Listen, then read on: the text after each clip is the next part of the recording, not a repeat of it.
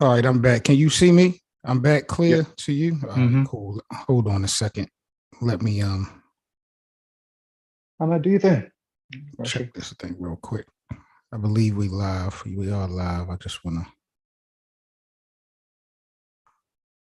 set everything up.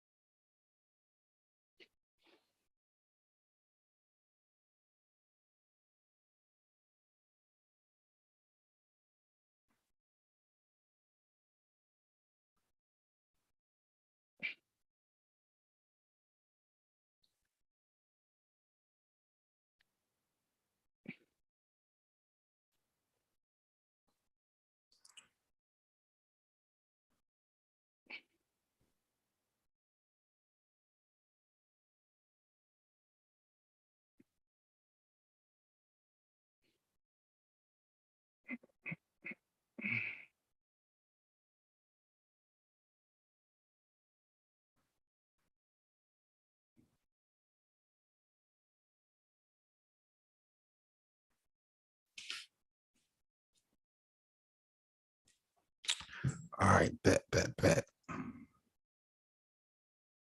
Good to go? Good to go. All right. Episode 142. Oh man, y'all better buckle up. I do want to thank everybody, man. Welcome back to the Best of Seven Sports Talk. I'm Seven Mitchell. I'm in the building. D Money is definitely in the building. We got the hottest NBA talk to talk about, man. You see, today I've graduated, man. I have to show D level that when it comes to this debate thing in the NBA, there's levels. So I had to come prepared today. I want to show D Money again that there's definitely levels. I have graduated to a whole nother atmosphere in Okay. today's topics. So we appreciate y'all. It's about to be a good show. Before we get started with the first half, tipping things off, man, make sure you follow and subscribe to the Best of Seven Sports Talk podcast, available on all listening platforms.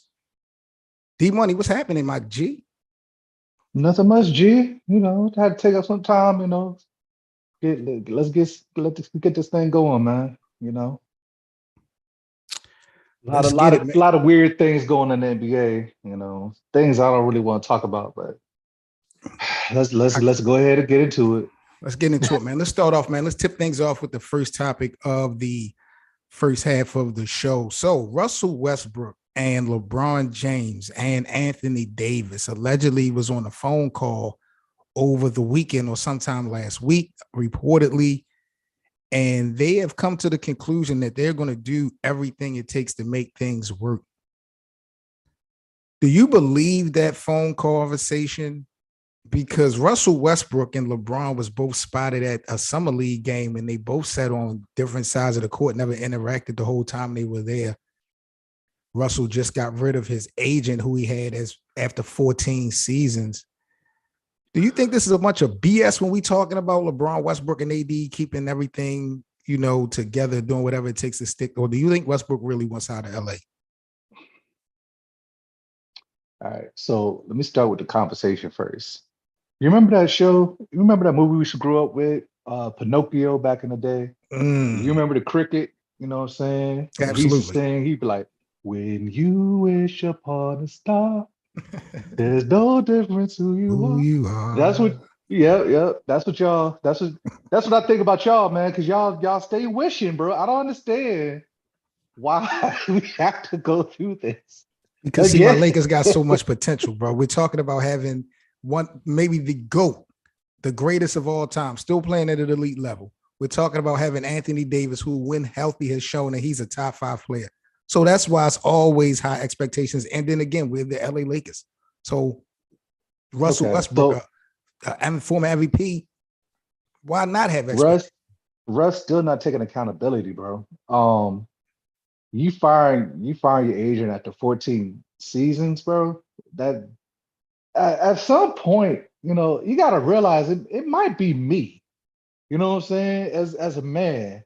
And I don't think he's starting to get there just yet. But as So a man, on the flip side, though, D Money, I understand that. But as a man, the agent works for you, I'm saying that. and you can give all the advice you want. But at the end of the day, I'm going to make the decisions. And if you keep pushing against my decision, then it is time for us to part ways. He is telling Russell Westbrook, maybe you should go ahead, take less of a role, come off the bench, get your money from LA, and just deal with what's being in front of you. Russell don't want that. Whether it's right or wrong, as a man, Russell doesn't want that, and he's standing on what he wants. Okay. And I really can't blame him, because this whole last season, let's not act like the Lakers fan and everybody wasn't getting on him, getting on his family. Like, they showed Russell Westbrook no respect. So really, why would he want to stay, even though this is home? He definitely didn't get a good homecoming. I'm not even going to say he deserved one, but when you look at him, man, he might not want to stay there. Where he gonna go? that's what I'm trying to. You can see where I'm trying to get to. That's what I'm trying to get you to understand. Like, he still thinks of himself like 28, 27, 28 Russ. Bro, you not that Russ anymore, G. Like, but let's keep it real, D Money. Is Russell Westbrook trying to take the mistakes out of his game? He still plays at a level of a 27, 28-year-old. Am I right? He's still athletically, right? He still has some stuff, but there's also other stuff that continues to be lacking. And after you get past 30, you just are who you are. Yeah. Russell don't have one of these. Like, we talked about LeBron, we talked about Jordan on our last live stream. We talked about how some of the greats in the NBA, the older they get, their mental game catches up with their physical ability. Kobe Bryant, that's how the Mamba mentality came into play. Russell Westbrook has not seemed to have graduated from his basketball IQ to match up to those athletic abilities. And he has definitely been in the league, for a long time. But if you asking me, where could Russell go, bro? There's definitely a team that I think Russell Westbrook should go. We're going to talk about that in the second half of the actual show. But I mean, if you're looking to sell tickets and stuff like that, man, why not New York? Okay. So I see this project for LA trying to work everything out. I see it working maybe the first month. And then Russ is going to go back to his old ways, and it's going to piss LeBron off. And then here comes passive aggressive LeBron, like he always does. And then they're going to blame Russ for every game that they lose, because it's never the Kings' fault. So there's that.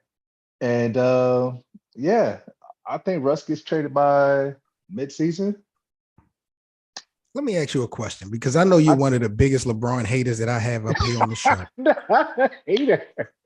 When have you actually seen LeBron James lose a significant amount of games for his team? You can sit up there and talk to me all day about his decisions to bring these guys on to be teammates, and he's the GM or he's the head coach and all that other crap. But in between the lines, when we're playing basketball, how many times have you seen LeBron James in his 19-year career cost his team the basketball game? How many times have you ever seen it? I mean, since he's been in LA, oh my God, bro. LeBron does not have any history of losing games like that, bro, in any team he's ever been. So cut the crap with this. LeBron James ain't getting the blame if they lose. He don't deserve the blame. Year 19, he averaged almost 30 points last season. What blame you going to give him? Okay. Cut it out, man. Unbelievable. Okay. Will it work? Will it work, though? Hypothetically, you said that more than likely they're going to try this thing from the start of the season, and then pride and ego is going to kick into play. If there's no trade value, or there's nobody trying to get this done now, there's not going to be no one that's going to be wanting to get this thing done mid-season, unless we're talking about injuries. So it's do or die with the Lakers with these three, AD, Russell, and LeBron. Is there any chance that they could get it done and make a real run next year? At least to the playoffs. I want to start off slow. I don't even want to talk championship. Can these three guys help the Lakers organization get back to the postseason? Oh, yeah, sure. I mean, listen, if AD is healthy, and uh, if you could get Russ in some type of capacity, like where he's serviceable, and LeBron is still, 80% LeBron, yeah, you should make it into the postseason. Not no But it's play. all gonna. I think for me, AD has to be the guy to lead that. You know what I mean? But to ask LeBron to still try to do this at 37, 38, I mean, the whole plan was for AD to be that guy. So if they can figure out a way to get AD to go back to 2020 AD, then I think y'all have a significant chance. That's the problem, though. It starts and ends with AD. That's for me, and I know you don't like that, but it's what it is. You know why I don't like that? Because you're Why? right. Because you're absolutely right. To me, he's not the leader of the Lakers, but the success of the Lakers at the end of the day is going to result around Anthony Davis, not because of Anthony Davis, but it's going to result around Anthony Davis. And a part of me feel like LeBron knows Anthony Davis ain't that guy no more. He done won his ring. He don't have that hunger no more. Part of me feel like LeBron knows that, but LeBron don't have no choice but to try to bring this guy back up. He brought him here. So, that's a responsibility LeBron has with AD more or less than LeBron has with Russ, even though, they campaign for Russ to come over. He definitely got to make sure AD is happy because they won that chip. Mm-hmm. But I think deep down inside, LeBron know AD ain't that guy no more. And that's why I think low-key he need Kyrie. He needs that trade to happen with Kyrie and Russ. And I just don't think it's gonna happen. Kyrie not coming to y'all, man. Y'all can go ahead and that ship has sailed. Yeah. But as far as with Russ and try to make things work, I believe, yeah, it has to be AD, bro. That's ain't nowhere to slice or dice this. It is what it is. All right, man. This is the best of seven sports talk with Seven Mitchell and D Money, episode 142. We're about to go pay some bills real quick. When we come back, we got the second half of the show. We got a couple dope topics to chop up with when it comes to the NBA. Do not go anywhere. We'll be right back. We also live streaming on our YouTube channel, Best of Seven Sports Talk. Make sure you like, comment, and subscribe to the channel. Let us know what y'all think about today's topics. We'll be right back with you guys in about 30 seconds.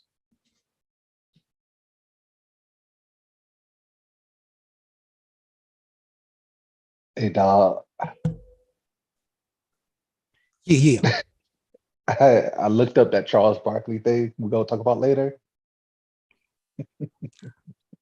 I wanted to get the quote, and I forgot where I was at because I wanted to have the audio so ready. I wanted to have the audio so ready for this guy, man. What a piece of work. I'm going to do a blog on that.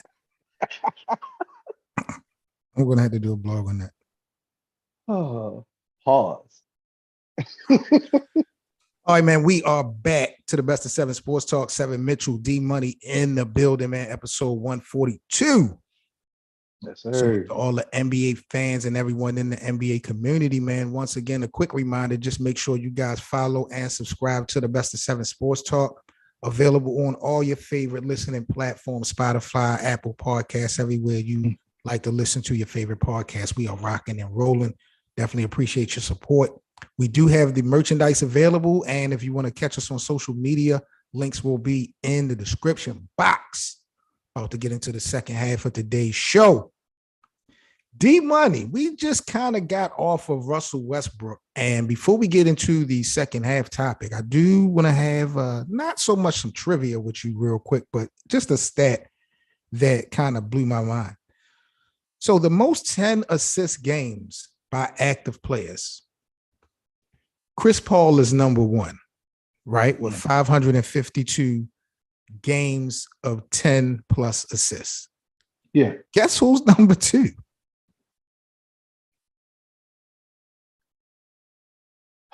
Russell Westbrook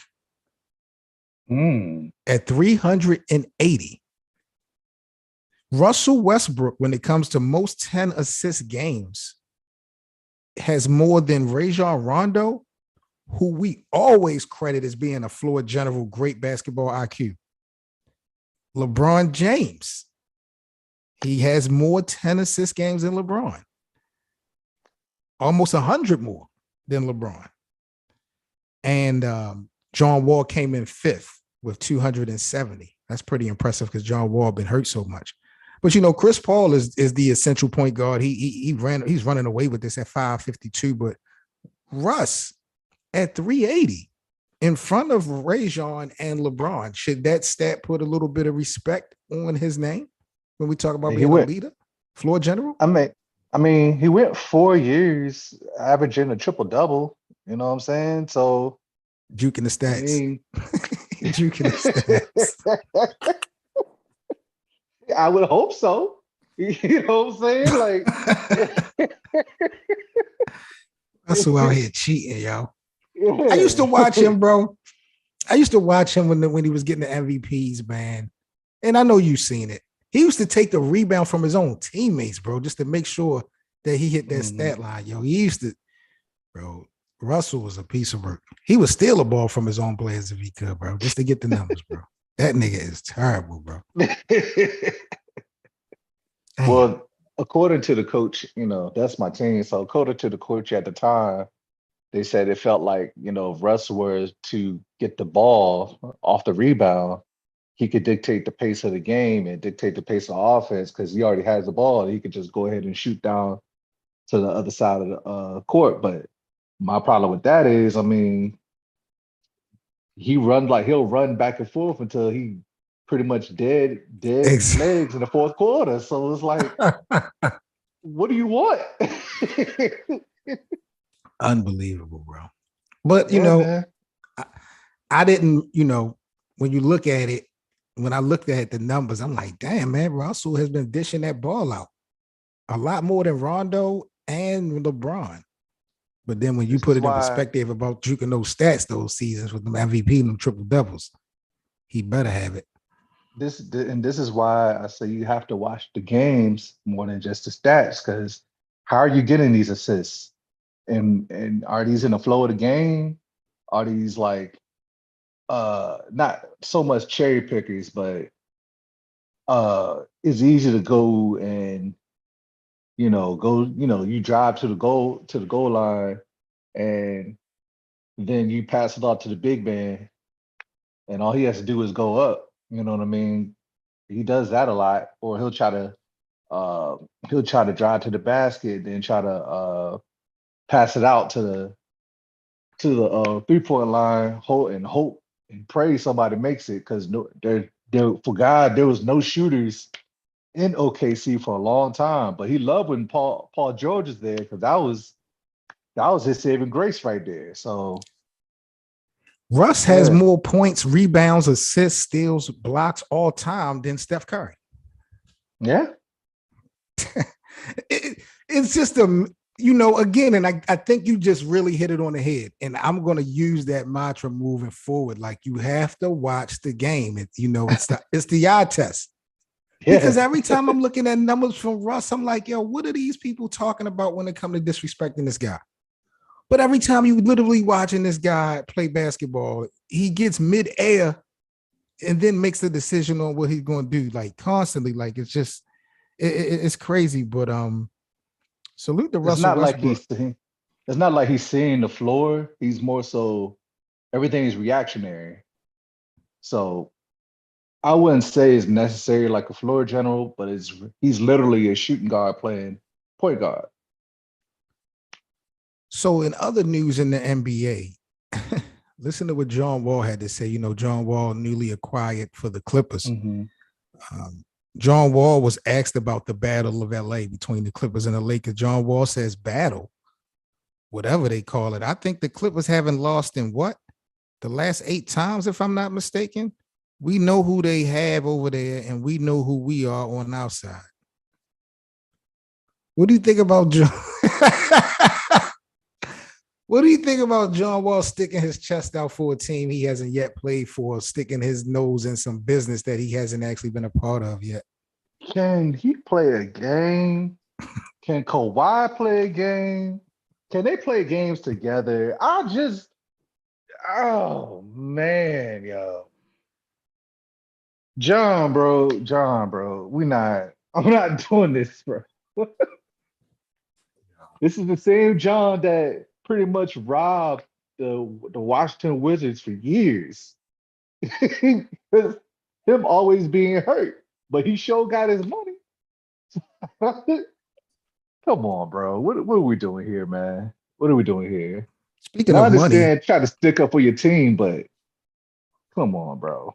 well, what do you think about this act of leadership?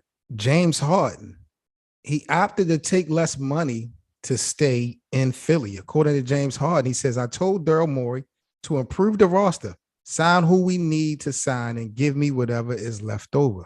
That's how bad I want to win. I want to compete for a championship. That's all that matters to me at this stage. This is James Harden of the Philadelphia 76ers. What's your I'm having reaction fun. real quick to that? I'm having fun with this one. Sound good, but this is how it went. Hey, dog. I've been I can only cover for you for so much. I can't validate paying you this much money when you forced your way out of Houston, forced your way out the Nets, and you came here overweight. That's Daryl Guy, though. Daryl loved And James Harden. you did what you did in the playoffs. You know what I'm saying? Mhm. Didn't help oh boy at all. So I gotta make it make sense for both of us, man. You know you my guy. I paid you a lot of money. All I ask is, can you just take this little bit off? James Harden is out of his damn mind. I'm not even gonna hold you. I gotta talk to the bosses. I really gotta I talk know to the he ain't. bosses about I this know guy, he. man. It sounds good. Hey, his PR team is legit. I don't Yeah, believe that. but I would have rather heard them say it. I don't want to hear him talking at all. Like Mm-mm. email that, tweet that out or something. Like I don't even really want to hear him say it. Like James Harden is All I going to want to put up a shut see, up to me, man. all I want to see from James Harden is workout videos of him getting in shape. That's all I want to see, bro. Let me see you serious on that end. So That's that's going to it. lead into our second topic for the show. I wanted to kind of lock in with you, D Money. I wanted to talk about, we talked about Westbrook. We talked about James Harden. I want to go back 10 years ago to OKC, the Thunder, with Harden, Westbrook, Mm, and Kevin Durant. hmm And here we are 10 years later, bro. Not just so much the demise of the OKC Thunder. When you look at all of those guys, where they're at right now in their lives and their careers, how wild is that?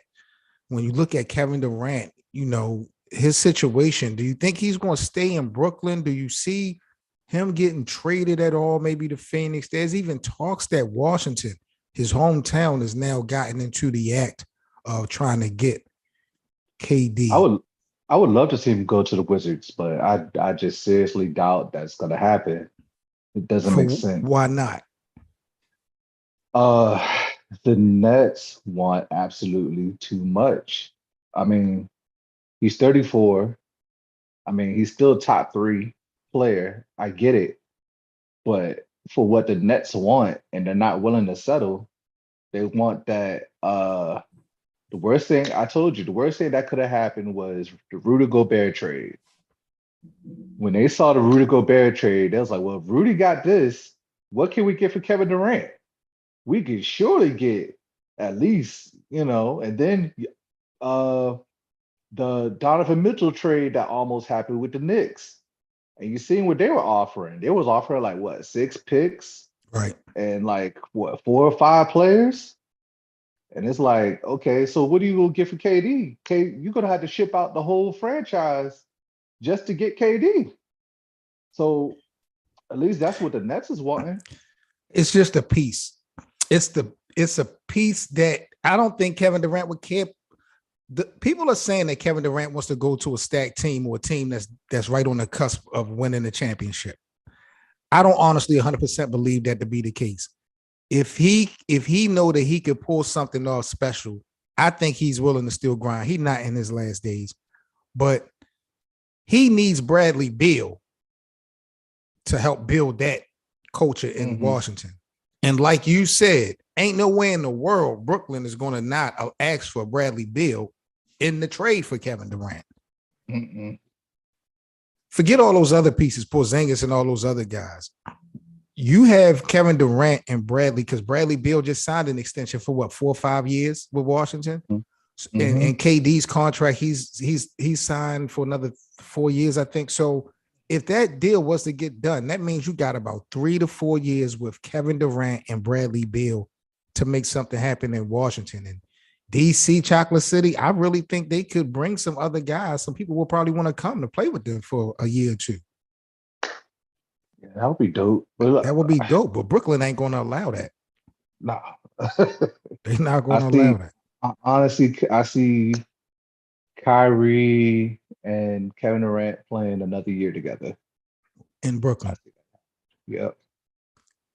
What about James Harden? You know, we just talked about KD when it came to that big three of OKC. What about the James Harden side of things? Has he fell off of the face of the earth? Like, will we never see him at that MVP level? Or was that just a phase?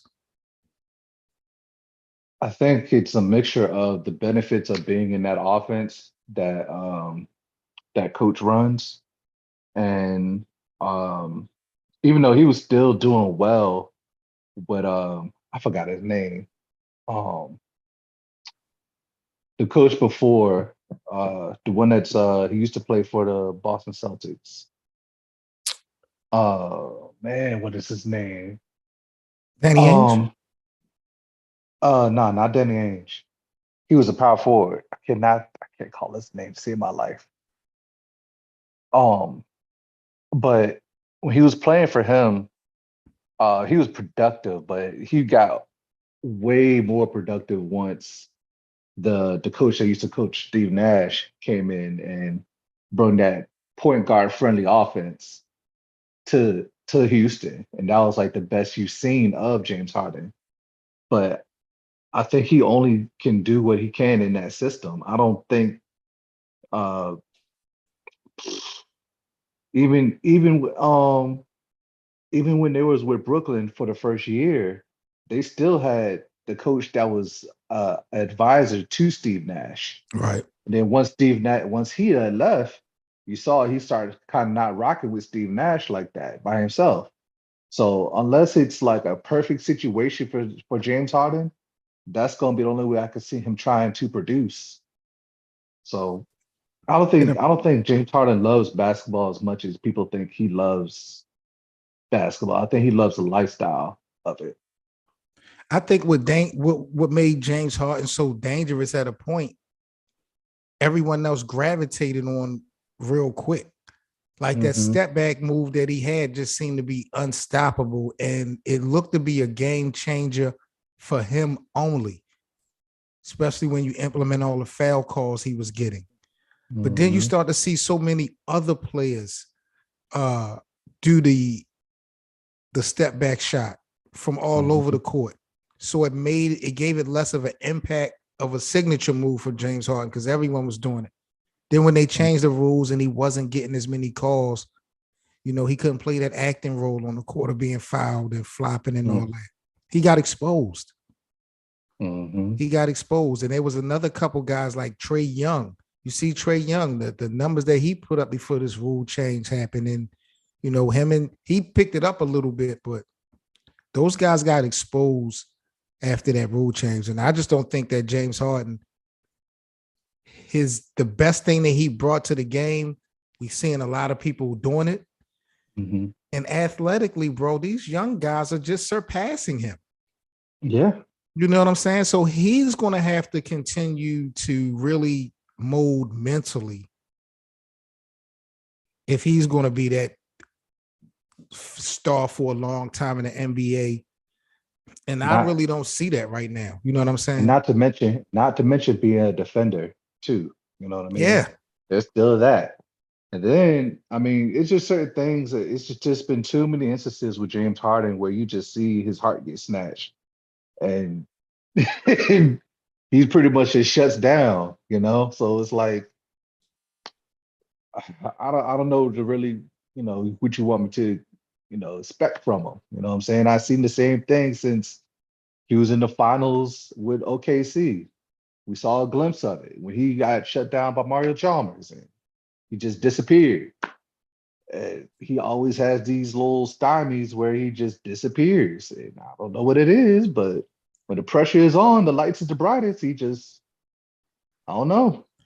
Well, last but not least in the trio, we got to talk about Russell Westbrook. I know we spoke about him in the first half of the show, but I did tell you there was a team that I would like to see him go back to, and it's exactly this squad, the OKC Thunder. I would definitely like to see a reunion with Russell Westbrook going back home, seeing as that there's not a lot of demand for him from other teams.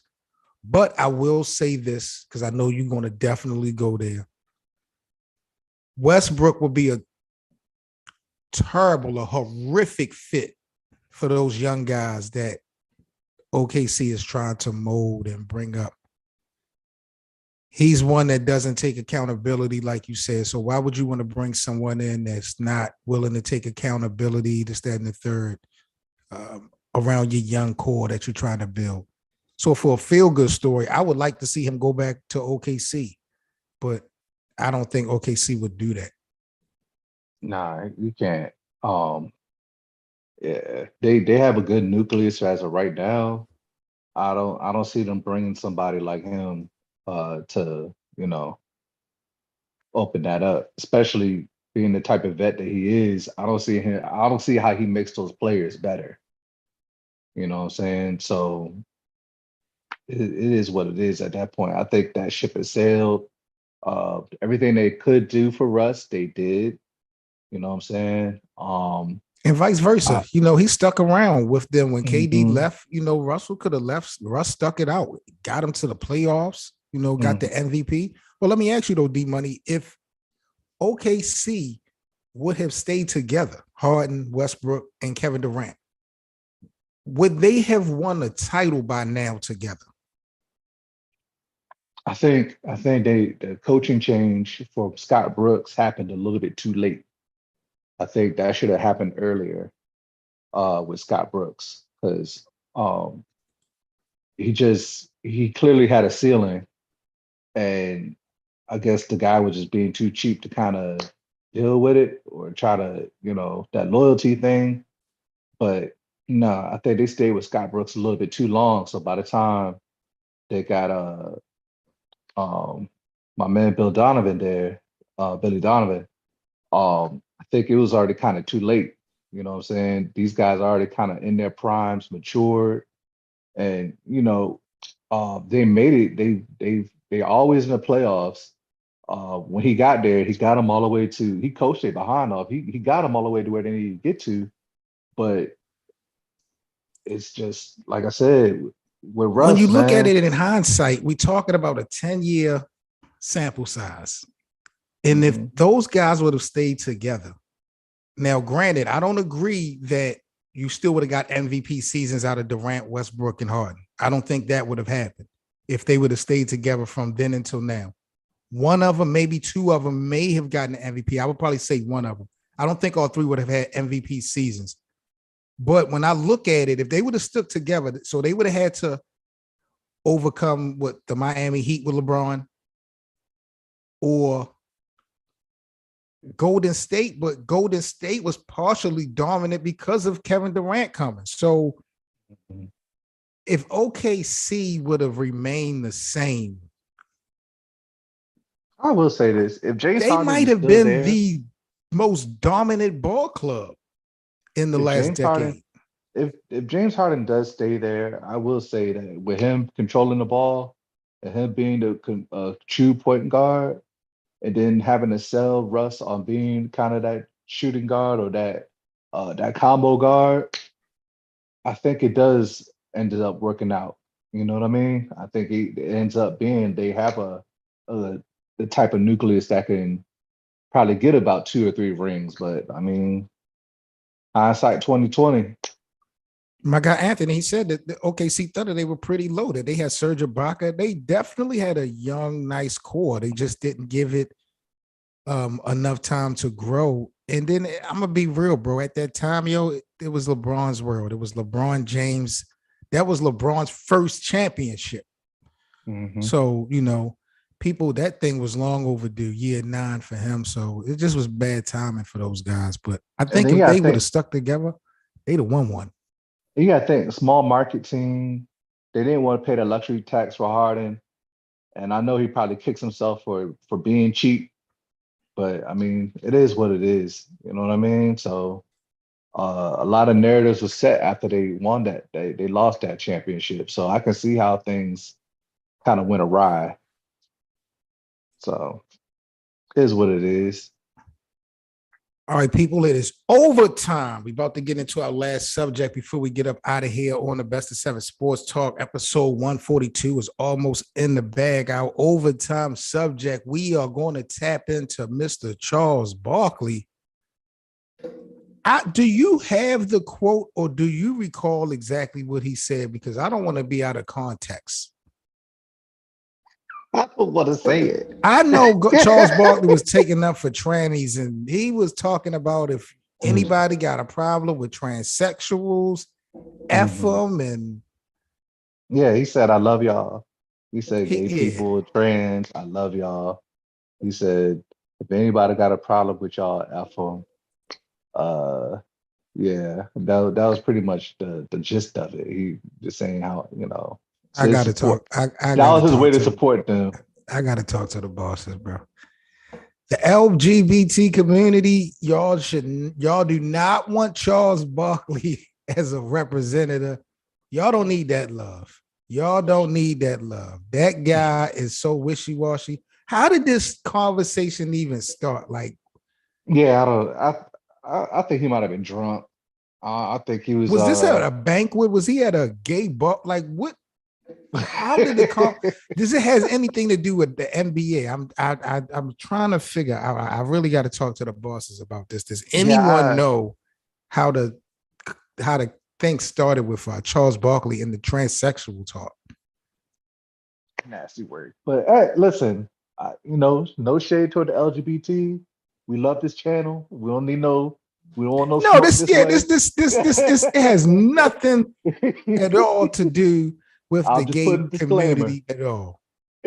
We know Charles Barkley in our community, and we don't want his love because that guy is a turncoat. Yeah, he is. And I'm just like, okay, is this a shock value moment? Like, what is the real context behind Barkley doing this? Because I've never heard Charles Barkley speak on behalf of gay people. I've never heard him say anything negative, but I've never seen him be an advocate. And he's been on television for years. So where the hell did this come in at, especially if there's nothing going on in the NBA in relevance to, this? So It I had don't to know if be this was where a they clout were. chasing move, bro. It had to be where they were. I think he had a little bit too much drink, and Charles is just being Charles. And that's the way I'm gonna just look at it. Yeah, Because Charles, you love them it doesn't trannies. make I ain't letting sense. you. I ain't got nothing to. I ain't got nothing bad about the gay community. I ain't tripping off of y'all, but Charles love them trannies. I ain't letting them go. I got to talk to the bosses about that. Oh You boy. messing with them boys? I'm telling you, Charles Barkley, you loving them. Nah, we ain't doing that, Jack. we ain't doing that. You know what I mean? Oh Salute to the man. guys, man. You already know the vibes of how we rock it. Episode 142 is in the bag, man. My God, D Money coming through as What up, always. D, G? I appreciate you, my G. Mm-hmm. Salute to everybody, man. I'm Seven Mitchell. This is the Best of 7 Sports Talk. Once again, make sure y'all follow and subscribe to the Best of 7 Sports Talk, available now on all listening platforms. If you guys would like to donate or contribute to the network, we do have links in the description box. Also, merchandise is available. Also, links to our social media will be also included so y'all can stay in the loop. New episodes of the Best of 7 Sports Talk will be dropping every Wednesday and Saturday. So make sure you guys just stay in the loop for the notifications. Y'all stay safe. Myself and D Money, I'll holler at you guys in a few. We out. Sir. Peace, y'all.